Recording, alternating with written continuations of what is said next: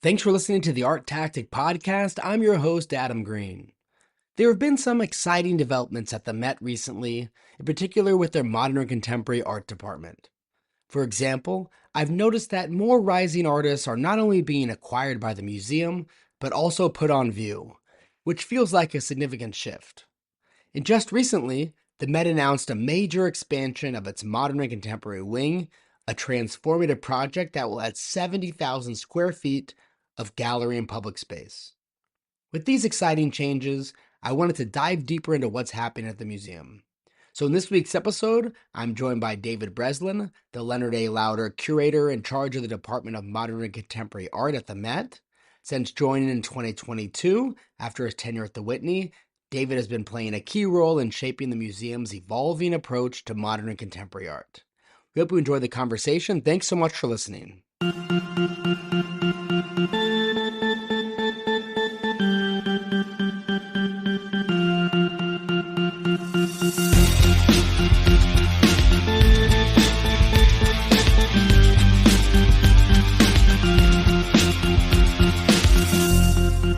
David, thanks so much for joining us. I'm very happy to do it, Adam. Well, there's a lot of really exciting things happening at the Met, in particular in the modern and contemporary area. So I'm excited to explore those with you. But first, you've been at the Met for about 2.5 years now after coming over from the Whitney.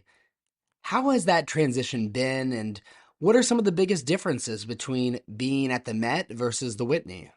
It was nice to change jobs but not have to change apartments. That was a that was a good leg up. Um, but it was, in all seriousness, it's very helpful to know the New York ecosystem in a job like this because both institutions rely. New York is a big city, the world is a big place, but as we know, there are so many relationships that are crucial to making great projects happen. And there's also just something about knowing about this city and hopefully learning a little bit about how it works that made the entree to the Met a little bit more smoothly than it might have been.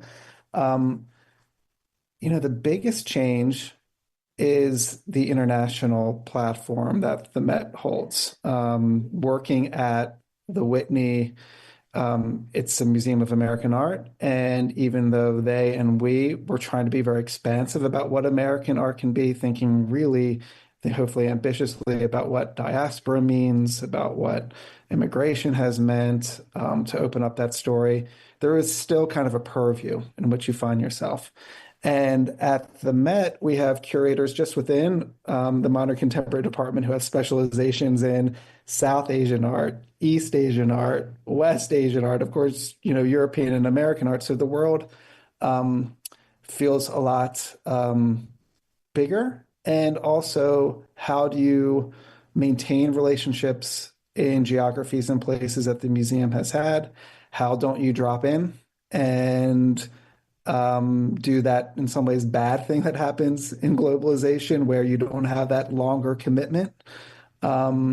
I think those are the things that have been the biggest change. The other thing is we're doing modern and contemporary art within the context of a museum that holds 5,000 years of art. So once you've gotten to the modern contemporary department in our side of the building, you might have already been to ancient Egypt, the ancient world, whether it's in Mesopotamia or Greece.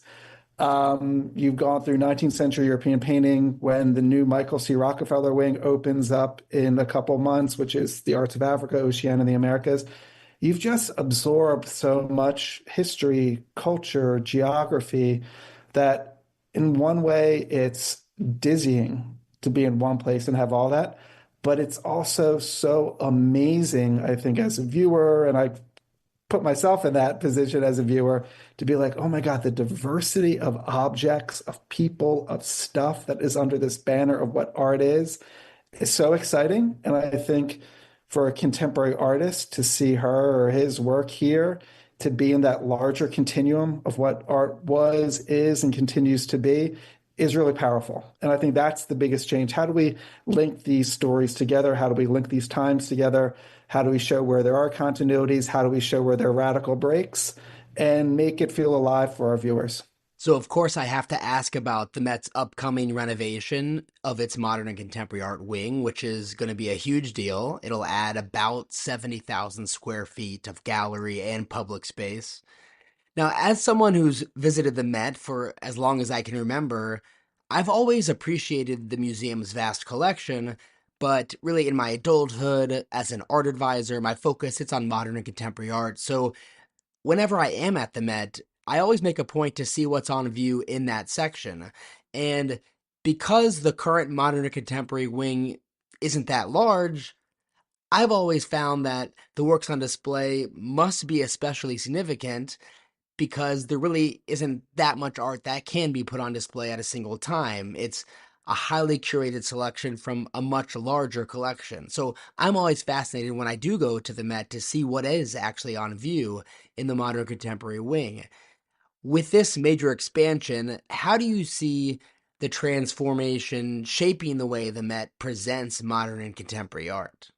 Yeah, I mean it's a great question, and I kind of like that your perspective that in some ways the limited space puts the pressure on even more to kind of show what you like. Our decisions then seem to matter in this very specific way. I hope Exactly. we carry that forward in the new wing. That more space doesn't mean we dilute what we're doing, but No, that won't be the I case. hope it doesn't. But I think one thing, and I was just telling a colleague this today at lunch when I was a grad student. I mean, now it's a long time ago, but 2005, six, I would come to the museum to kind of look at older art, to look at European painting, to go through the, ancient Near East galleries. And I would always see artists here. I would wander around seeing, again, like I was mentioning, how even though an artwork could be thousands of years old, there's a contemporary energy to it. It was made once, right? There was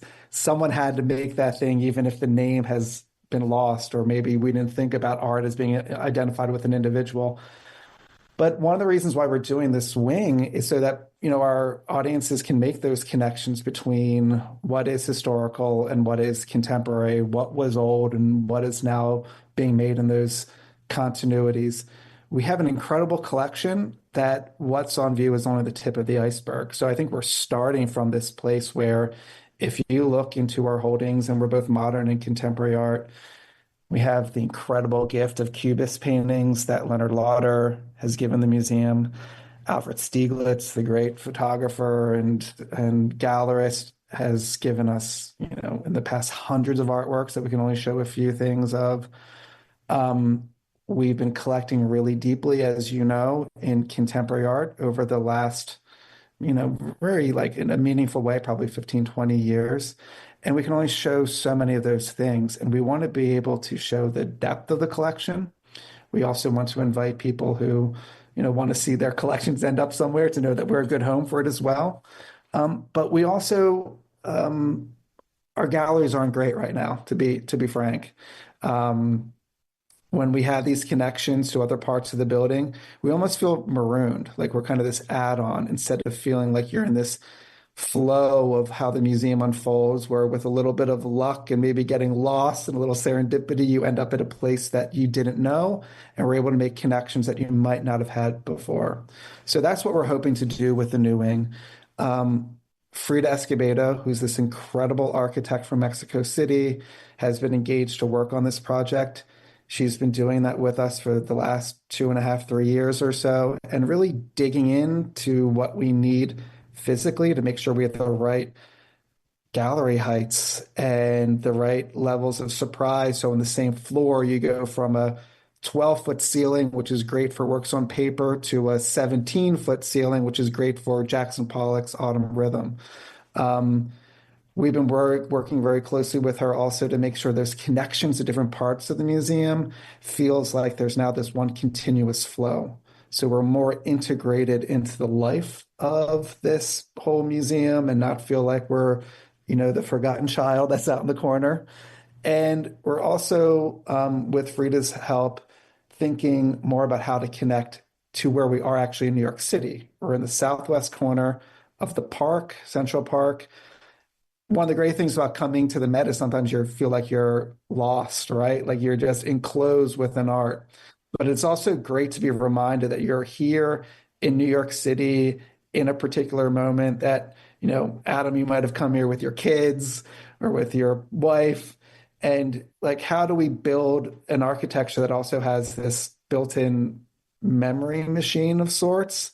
And she's doing that by having these really beautiful look out onto Central Park, onto the city, that light and atmosphere take on a different thing. So you feel more kind of present to the moment that you're in. And also that experience with art, its backdrop of New York has a different way of positioning it. So it feels different when you look at a Curry James Marshall painting at the Met than it would if you see it at the Art Institute of Chicago. So how do we get to be as specific as possible with the architecture to also make our collections and our hang feel as specific as possible as well? Well, the renovation sounds really exciting and I can't wait for it. You have to wait for a little bit. We won't open till 2030, so we got a little Okay, I time. guess I won't hold my breath. I'll wait a little bit, but it's still very exciting. So I wanted to ask you about the Met's collection and how you engage with it. Of course, the Met's strength has always been its encyclopedic collection spanning countless years and so many cultures. As you were talking about earlier in regard to the renovation of the contemporary and modern space, you mentioned it's a bit siloed on its own, and you were thinking about how the new design can enable you to more effectively engage with other parts of the museum. Are there particular dialogues between the past and the present that you are particularly interested in exploring through exhibitions or acquisitions and ultimately one day through this renovation? Yeah, I mean, I think it's really an important question because it gets at why are we doing this project at the Met, investing so many resources and time into doing it. We're in a city where there's not a dearth of modern contemporary art. We have great museums just down the street doing it. But I think our special distinction is to see these, works from millennia really kind of together in one place. I think some of the things I could talk to, maybe I do it by way of example. Like if you look at the Lee Bull sculptures that are on the facade of the museum right now, Lee Bull, great South Korean artist, really came and spent a lot of time at the museum and thought about the diversity of objects that she was really drawn to. So anything from going to the Asian art department and seeing these scholars' rocks that really are meditation devices that are, look like sculpture as well, to a Baccioni futurist sculpture in our collection, and these kind of mashups of influences and ideas that can reside in one object. So that's a way that we can think about collecting. What are the contemporary artworks where the artist is really engaged and thinking about how history collides in her work? And Lee Bull's an interesting example of that. Another example, though, that I think is really interesting is one of juxtaposition and adjacency. So last year, colleagues in the Modern Contemporary Department and the Michael C. Rockefeller wing collaborated on a show called Weaving Abstraction, which put together a handful of modern and contemporary artists who were very much engaged in textiles, and then a group of work from the ancient Americas. And what was really beautiful about that was you had artists like Annie Albers or Sheila Hicks who went down to Mexico, to Peru, who knew these objects, who knew them intimately, learned from them, and then thought differently about what their work could be. So I think in some ways, those are the two models, putting together through proximity works from the collection, different parts of the collection of the museum, and then who are the artists who bring history and make it new through their individual contributions. Another example of that, we have this really beautiful video that's on display in the galleries. Carissa Rodriguez is The Maid. It's really beautiful, haunting video that shows Sherry Levine's sculptures, The Newborn, which themselves are riffs on Constantine Brancusi's sculptures. This layering of history built into one artwork where you might come in and you might be a very smart person, but you haven't been introduced to Brancusi in your education or museum going. But when you see this artist, obviously you're riffing on something that's important to her, that is this historical object, and making it new and making it alive to our present moment. That's some of the energy that we're going to try to bring to this new wing and what we're doing right now. So since you joined the Met, the museum, it feels like it's taken a much more active approach to not only acquiring contemporary art, but actually also displaying it in the museum. And this is something we talked about a bit when we were together a few weeks ago, and I'd love to get your thoughts on it here on the podcast. This shift, it seems quite noticeable. Obviously, that's the case when you visit the museum and you go in person and see new artworks hanging at the Met, but even on social media, even online. For example, I've seen Duran Langberg repost several Instagram stories of people sharing photos of his painting hanging at the Met. And it's really striking because this wasn't something we often saw in the past, rising artists having their work on view at the Met. What sparked this shift in approach, and what is your vision for how the Met engages with contemporary art moving forward? It's great that you kind of that Doran's comes up because it's for me interesting to see these artists. You know, as curators, we really our work is to engage with our audiences, and artists are such a crucial audience for us. They're like in some ways our first audiences. So when we're hanging a show, we're thinking about what resides in our galleries. We're of course thinking about the visitors who come into our door who are just really excited to see what does the Met think is important in contemporary art. And then we also really care about the artists who make up this large community, Adam, that you and I are a part of, and we wouldn't have a job if it weren't for what for True. what they do. They're a key constituency of ours. So if there's like a if we can have that really interesting and important sweet spot where we're making contemporary art feel alive, feel and I don't like to dumb things down. I think people who come to our museums are very smart, but I also think we need to give them a way in to really be engaged with art. That happens through our didactics and our labels and how we frame things, but also like how do we hang them? How do we make things feel enticing, exciting? If the work's obscure, to kind of leave the mystery where it needs to have the mystery, but kind of let people approach it on their own terms. But we have made a commitment that if we're going to acquire work, we're not, this isn't an arms race. You know, we're not holding on to it so that someone, number one, doesn't have it, else doesn't get at it, or necessarily just for the future. I think you should collect for the future, but I think you're really, in some ways, importantly, collecting for right now. And I think the Met is in an interesting position where it could wait. It could wait to see, you know, what flushes out as quote unquote the important thing in 20 years. But I think that takes away from the important role that museums have, that curators play in shaping a dialogue, in making priorities. And if we believe, and if the different curators who work in this department believe is important, showing that right now, helping to make certain reputations happen, hoping that we know what we do also can help an artist's career. God forbid, you know, like that's part of what we're doing here as well.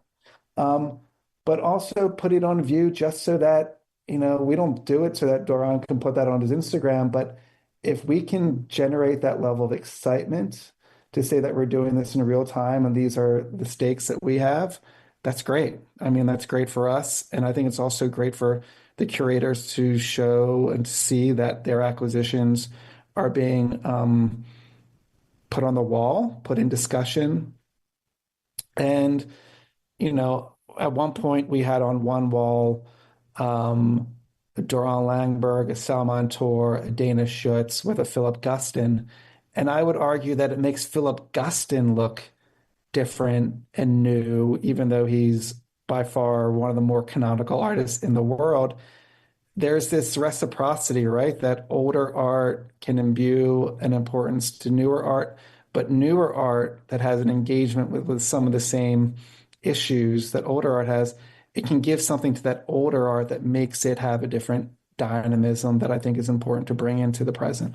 I completely agree. And the level of interest in contemporary art, it's likely greater than it's ever been. It's global, it spans multiple generations, from younger audiences to older enthusiasts.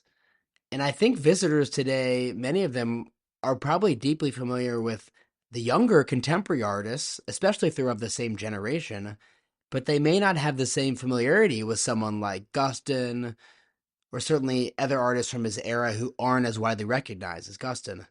And so I think by presenting his work alongside these younger artists, the Mets not only contextualizing his practice in a fresh kind of way, but also introducing him and his practice to an audience that might be seeing art through the lens of the contemporary artists they follow.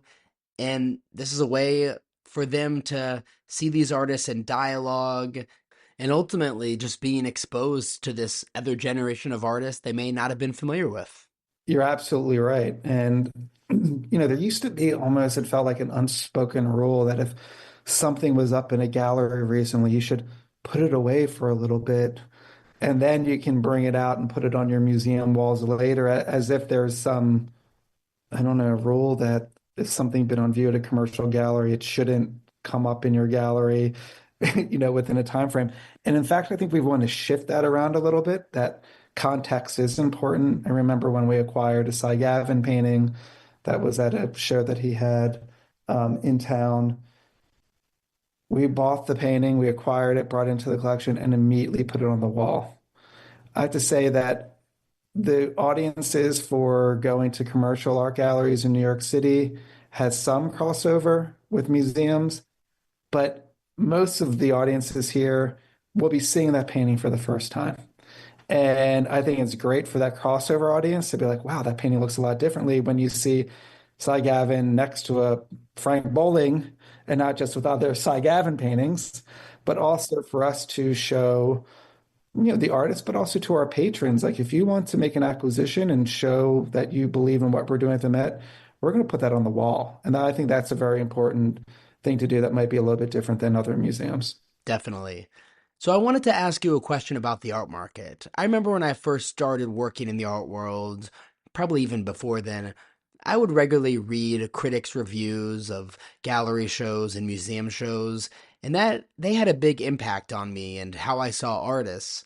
But nowadays it really feels like collectors have the most influence, at least on the art market, and to a large degree on shaping contemporary discourse. As a curator, how do you tune out market pressures so you can focus on ultimately what you believe are the most important works to acquire and exhibit at the Met?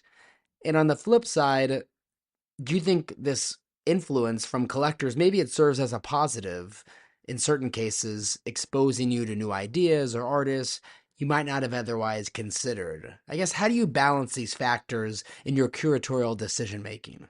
Yeah, I mean, I think that one big mindset, not shift, but it's one that I think I have, and I know that many of my colleagues and not all of them in our department has, is that we're one big ecosystem. This art world, like it's like a family. You love some of your cousins you'd rather sit at the other table at Thanksgiving, but you're all part of this ecosystem. And we we need collectors, we need galleries, we need the small nonprofit institutions, we need small galleries as much as we need big galleries. We need a robust critical apparatus to make sure that great ideas are being done. We need our print journalism. We need podcasts like yours, Adam. Like, this all adds up to something that's richer because of the variety of voices, the different inputs that we have.